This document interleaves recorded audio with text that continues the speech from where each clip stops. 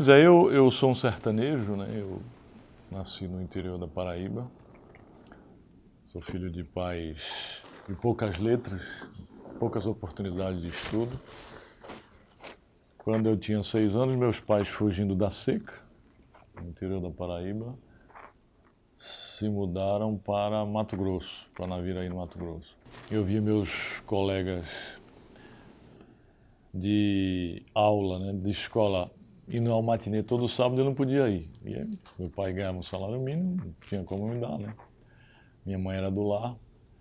Foi aí que eu resolvi fazer uma caixa de engraxate e comecei a engraxar na rua e comecei a ganhar meu dinheirinho. Meu segundo empreendimento, aos 9 anos, eu vi os meninos de rua ganhando mais dinheiro que eu vendendo laranjas e eu resolvi vender a caixa de engraxate para vender laranja. Só que na época eu não sabia que a laranja ela era sazonal. Não tinha toda a época, porque não tinha tecnologia. E aí, depois que acabou a safra, acabou meu negócio. Aí eu comecei a vender picolé de casa em casa. Comprava na sorveteria a caixinha e saía vendendo, né? 10 anos de idade, meus pais resolveram se mudar para Pimenta Bueno, em Rondônia, para a cidade de Pimenta Bueno. Eu morei lá dos 10 aos 14 anos, fiz o ensino fundamental lá, que na época era o primeiro grau. E dos 10 aos 14 anos eu trabalhei em loja de roupa, como garçom em bar, trabalhei como office boy em escritório de contabilidade. Algo que mudou muito a minha vida foi aquele curso ASDFG que eu fiz. Me ajudou muito aquele curso, porque, conforme eu vou contar depois, aquele curso me proporcionou um emprego aqui quando eu cheguei aqui em Recife. E fui inclusive locutor infantil, antes de completar 15 anos. Quando eu terminei o primeiro grau na época, que é o fundamental hoje, lá não tinha segundo grau. E meu pai queria que fosse trabalhar em fazenda de peão. Mas eu não queria, eu queria fugir do status quo. Aquela pobreza que sempre a minha família viveu, né? Porque não tiveram oportunidade de estudar. Eu falei para ele que queria estudar, foi aí que eu juntei minhas roupas e me mandei aqui para o Nordeste em busca de estudar, em busca de mudar o meu destino. Já que eu sempre acreditei que a educação é a principal forma de mobilidade social, de ascensão social. E aí quando eu cheguei aqui em Recife sozinho, ia fazer 15 anos, né? Foi em dezembro de 79, eu procurei um tio meu que era advogado, que ele nem me conhecia. Fui lá e pedi a ele um emprego, ele perguntou se eu sabia fazer alguma coisa, que na época não tinha computador, era só as máquinas, Remington, Olivetti. E eu sabia datilografar muito rápido porque eu tinha feito o curso com muita propriedade. As secretárias de etnógrafos, e eu peguei, ele me deu uma petição manuscrita, e eu rapidinho, ele, poxa, você sabe datilografar, então eu vou lhe dar um emprego aqui no escritório.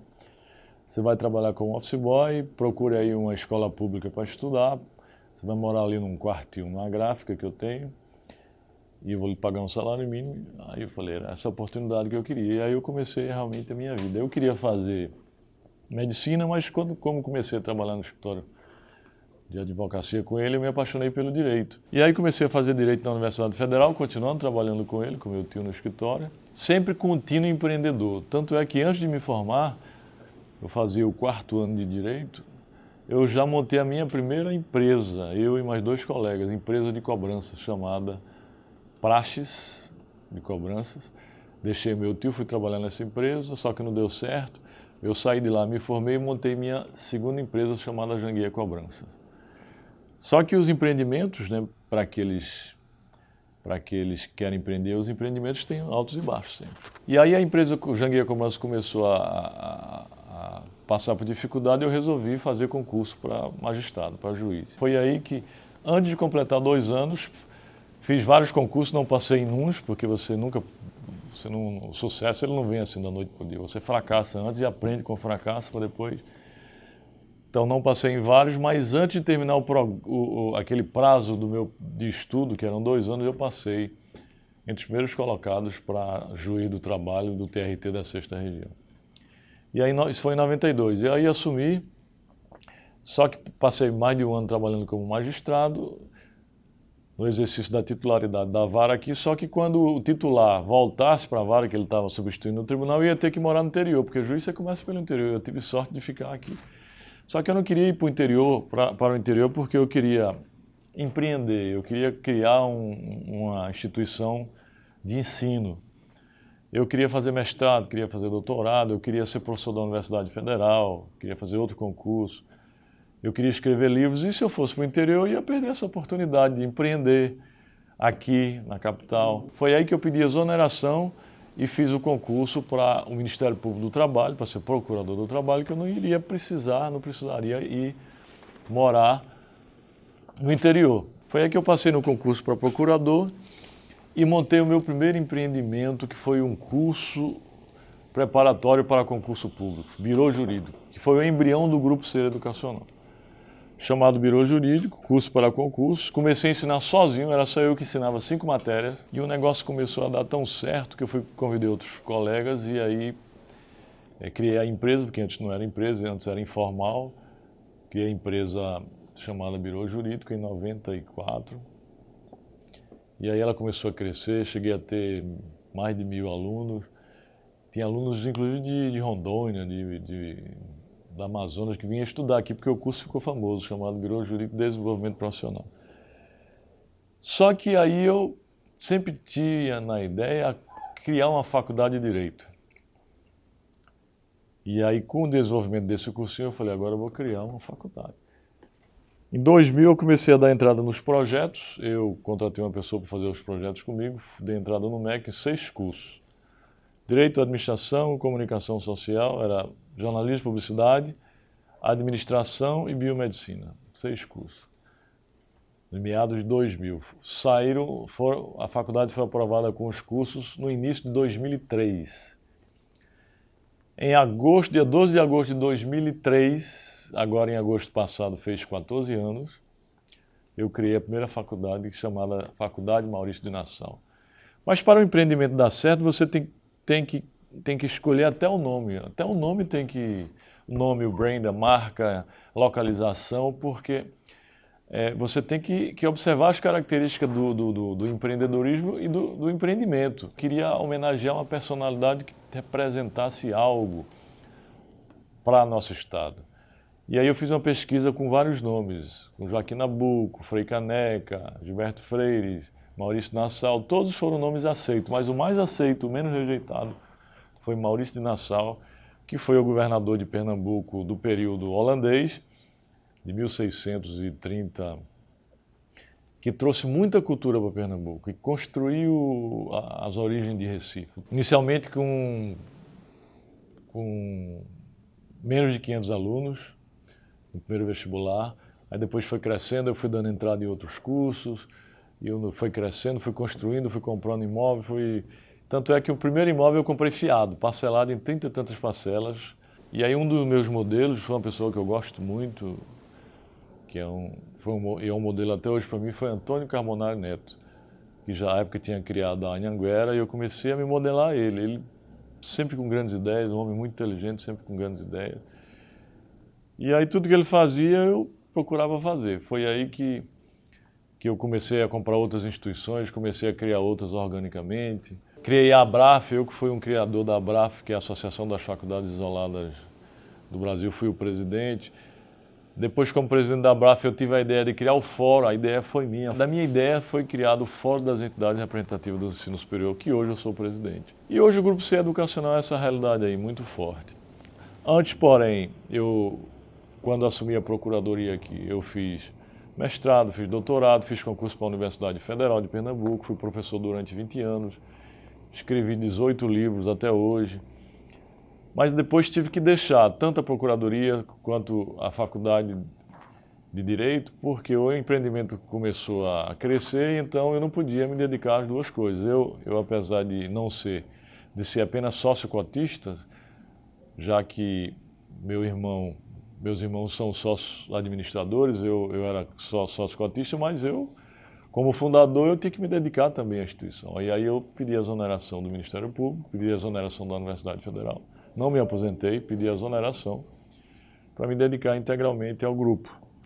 O grupo hoje é um grupo de mais de 50 instituições no Brasil, universidades, 2 universidades, vários centros universitários, dezenas de faculdades, em 18 estados, em mais de 50 cidades, está entrando fortemente agora com o ensino à distância, um grupo com mais de 150 mil alunos, quase 12 mil colaboradores, forma média de 15 mil egressos por ano. Então o objetivo nosso é continuar aí oferecendo educação de qualidade, crescer e estar em todos os estados brasileiros, em todas as cidades com mais de 300 mil habitantes, de forma presencial e também de forma à distância em todas as cidades menores para poder oferecer educação de qualidade para esse povo brasileiro aí, que é um povo sofrido e que precisa de educação. À medida em que está havendo o processo de consolidação, como houve em outros setores, as instituições elas vão depender muito da marca, né? Das marcas regionalizadas. Mesmo aquelas instituições pequenas, se tiver qualidade, com marcas fortes, marcas regionalizadas, essas vão conseguir sobreviver.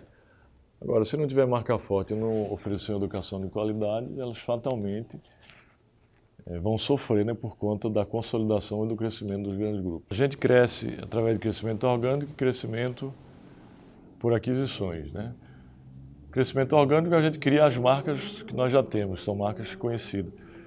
Por aquisição, quando a marca é muito forte, a gente mantém, como mantivemos a marca UNAMA, Universidade da Amazônia, que é a marca mais forte do Norte. Quando a marca não é uma marca muito forte, a gente troca a marca e bota uma marca que nós já utilizamos. Olha, hoje a criação de um negócio do zero está mais difícil, né? Mas para o negócio ter sucesso, o sucesso ele está inexoravelmente vinculado a uma conjugação de elementos.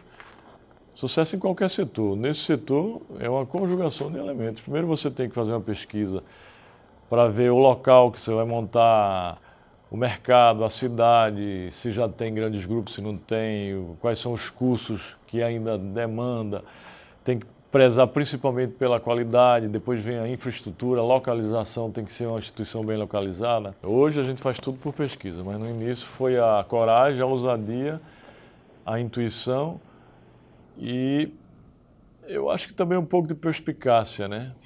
Primeiro o sonho, segundo a ousadia, terceiro a coragem, um pouco de perspicácia e muito trabalho. Então a gente superou a falta de pesquisa e a falta de outras características com muito trabalho. Todo grupo, seja em qualquer setor, toda instituição, ela não pode parar nunca, né? Isso, ou se você parar, você é engolida por outra, ou você tem que estar sempre procurando melhorar, a cada dia se reinventar, inovar, ser criativo e principalmente inovar. Mas não inovar apenas com tecnologia, embora nós estamos transformando a empresa numa empresa altamente digital. Estamos promovendo a transformação digital na empresa. A empresa daqui a poucos meses será uma empresa digital que oferece conhecimento, transmissora de conhecimento. Por exemplo, as empresas que eu montei no início, muitas delas quebraram, né? A Janguier Cobrança quebrou, a Praxis quebrou, outras empresas que eu montei mesmo paralela a essa não deram certo. Mas, graças a Deus, o Grupo C Educacional deu certo e tivemos alguns problemas também na caminhada, na jornada do Grupo C, mas algumas pedras no caminho, só que a gente mudou de rota e aperfeiçoou e melhorou. Inicialmente era a Faculdade Maurício de Nassau, tanto que inicialmente a gente tinha várias faculdades chamadas Maurício de Nassau, depois criamos a Joaquim Nabuco, depois adquirimos a UNAMA, depois adquirimos a UNG, depois a Univeritas. E chamava-se de Grupo Maurício de Nassau. Só que, para não coincidir com o nome de uma instituição, a gente contratou uma empresa em São Paulo, uma empresa renomada de brand, e resolvemos criar um nome para o grupo. E o nome escolhido foi Ser Educacional, que é um nome espetacular. Ser Educacional, Ser Educação. Não, a educação é o meu foco principal, o foco é a educação. Mas eu tenho outras empresas ligadas à educação também, e à tecnologia, que não fazem parte do grupo Ser Educacional. Eu sou sempre inquieto, sempre inconformado, sempre quero mais, sempre quero melhorar, sempre quero fazer mais coisas e vou ser assim até o resto da minha vida. Quando a gente estava crescendo, eu tinha a ideia de trazer parceiros para dentro da instituição, porque ninguém faz nada sozinho, né? Se você quiser ir rápido, você vá sozinho, mas se quiser ir longe, você tem que estar acompanhado. E eu sempre tive essa filosofia comigo, se você quer ir longe, você tem que estar acompanhado. Foi aí que eu resolvi trazer um parceiro, que foi um Private Equity para cá. Em 2007 veio um fundo para cá que investiu aqui na gente, ficou com 11% do grupo, investiu capital, investiu know-how em governança. Com o objetivo de crescimento também, a gente teve a ideia de abrir capital, de entrar na Bolsa de Valores. Foi que em 2013 a gente fez o roadshow e demos entrada na Bolsa de Valores. Hoje somos uma empresa de capital aberto e foi o maior roadshow de educação até hoje. Então é uma empresa com governança corporativa, com auto-observância aos princípios de governança, as melhores práticas de governança, observância a todas as normas de compliance. Compliance hoje é imprescindível para a sobrevivência e sustentabilidade de uma instituição, então é a observância em todas as regras de compliance. E sempre com dois focos. Primeiro, em oferecer educação de qualidade para o povo, em todos os ramos, todos os setores. E segundo, com crescimento, sempre pensando em crescer de forma sustentável e perene.